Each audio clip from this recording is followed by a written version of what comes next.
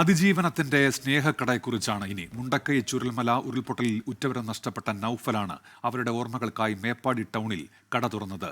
ദുരന്തത്തെ ഓർമ്മിപ്പിക്കുന്ന ജൂലൈ 30 എന്നാണ് കടയ്ക്ക് നൽകിയ പേര്.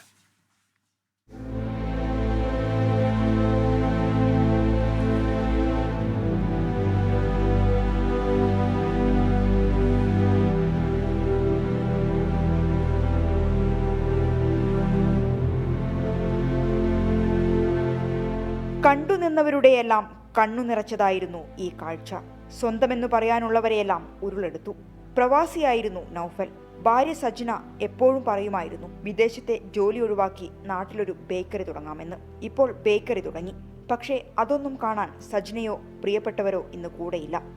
അവരുടെ ഓർമ്മകൾ ചേർത്തുപിടിച്ചാണ് ജൂലൈ 30 എന്ന ബേക്കറി ആരംഭിച്ചത്.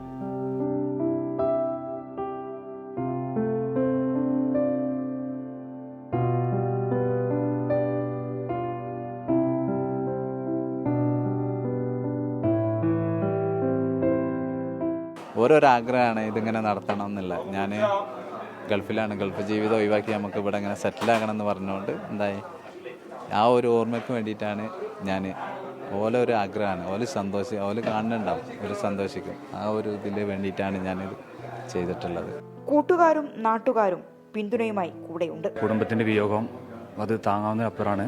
ഏതായാലും അദ്ദേഹത്തെ സംരക്ഷിക്കാൻ വേണ്ടിയിട്ട് ഇറങ്ങി വന്ന ഈ സംഘടനയെ നമ്മൾ എൻ്റെ ഫ്രണ്ട് എന്ന നിലയിൽ ഞാൻ വളരെയേറെ അപ്രീഷിയേറ്റ് ചെയ്യാണ്.